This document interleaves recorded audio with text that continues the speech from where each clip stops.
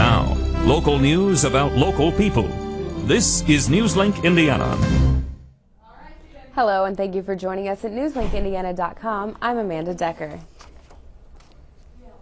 13 World War II veterans received Bronze Stars in a ceremony at Indiana Wesleyan University Friday. Newslink Indiana's Rick Babuziak is here on how time hasn't dimmed their memories.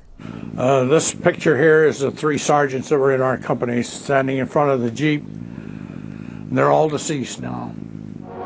Plunging into malaria-infested jungles, the Marines steadily, doggedly enlarged their hold on the island. I was a combat infantry officer in the Company A of the 108th Infantry of the 40th Division. Taught me discipline. It taught me how to behave myself and be a good soldier, a good citizen, and help others a lot as I travel this road of life. And I realize it's running out. This is a picture of me as a corporal when I was at Fort McClellan, Alabama in 1942 to 1944. And we were fired upon, and my sergeant in front of me was hit, and a GI behind me was hit, and we laid there on the side of the road and watched the bullets spark off of the gravel and the blacktop. And later we got a tank to come down and take care of that machine gun nest. Get behind your soldiers and back them 100% because they need all the help that they can get, and I'm willing to do it my part if they can just give me an opportunity. I would go back.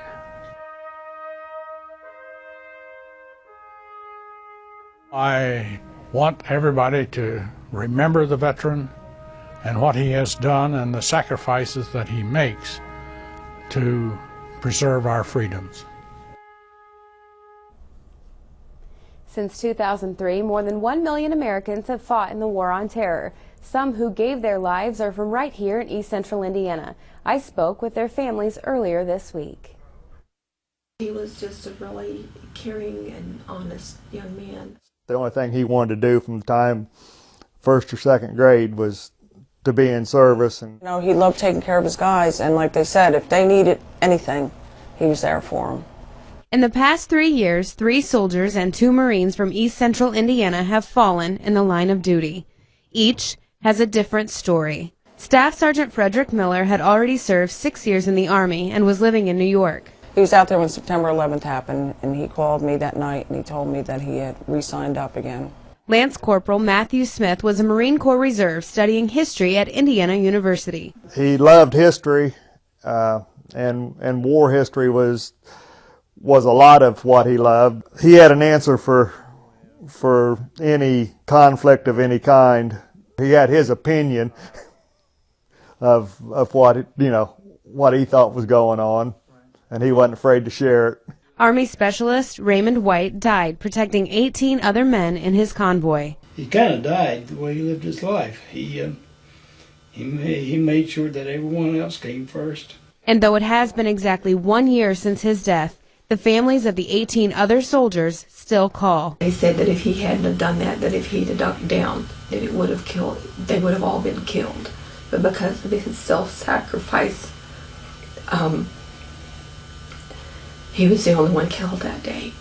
And the other soldiers in his scout patrol were saved. And while time hasn't dimmed the pain of their loss, I miss him a lot, I do. Sometimes the little things make the memories better. He gave me this little cloth and he says, "Dad, you're going to need it."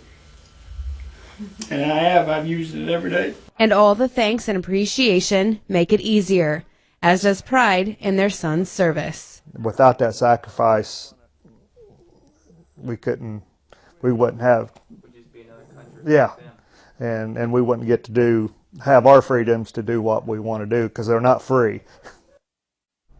The Department of Natural Resources has quarantined several areas of woodland in White River Township, including the city of Winchester. The emerald ash borer were found near the intersection of Indiana 32 and US 27, so the DNR quarantined each tree within a half-mile radius. The insect, which originated in China, has rapidly made its way south from Michigan, and it kills trees by cutting off its food supply. The only way to get rid of the infestation is to cut down the trees. Pesticides can knock this bug back, but unless you're certain you've killed every one of them, you have to keep doing it year after year, and it's basically a losing battle. A public hearing will be scheduled to let residents know how to protect their ash trees from the insect. And now here's Aaron Walker with a look at our forecast. Well, it's going to be another cool night this evening. Not as cold as it could be, though. Only a low of 42 degrees. Pretty clear and cool outside. A little bit of patchy frost. Not as much as we saw Friday morning, though. The winds out of the south keeping that warm air coming north. That's going to keep down on the frost.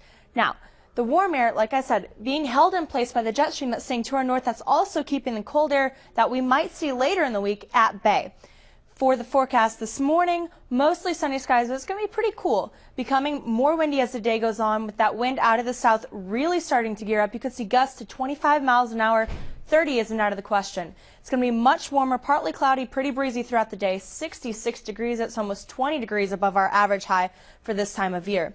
Now, by 7 p.m. Friday night, there's a cold front that we're seeing really pretty far out to our west, not even going to bring any clouds into the area around 7 a.m. on Saturday morning for your wake up. But as it begins to push through, by Saturday evening, you're just starting to be able to see the rain just beginning to come into the area. You wouldn't be surprised to see some thunderstorms rumble through as day goes on into Sunday and through in Sunday evening. Your 5-day forecast showing a slight cool down before temperatures really begin to fall on Tuesday. Sunday, high of 58, Monday 57, but by Tuesday, looking for a morning high of 56 degrees with a good chance of rain coming through, but that rain as it goes on later in the day could turn to more ice, but by Wednesday only 38 degrees for a high. That's pretty cool for this time of year. And while it's showing us a chance of, a more wintry mix, I would not be surprised to see it be all snow, and that's something I don't want to talk about yet this time of year. I'm not sure how I feel about snow yet either. Thank you. A Richmond native will screen a copy of his new film Sunday. Zach Parker filmed his movie In Exchange in Richmond and at Ball State University. Parker says the film is a thriller and includes several Indiana residents in the cast. The screening is set for 6 p.m. Sunday at the Cinema Grill on West 86th Street in Indianapolis. A proposed Indiana law would help get you to the theater on time without having to sit through movie trailers. Democratic Representative Dwayne Cheney of Portage plans to file a bill that would require movie theaters to display the actual start time of movies. Opponents say if the actual start time were posted, some people might miss the start of the movie. A Connecticut lawmaker tried to pass a similar bill last year, but it didn't pass. And that is NewslinkIndiana.com, and please join us here for local news about local people 24 hours a day.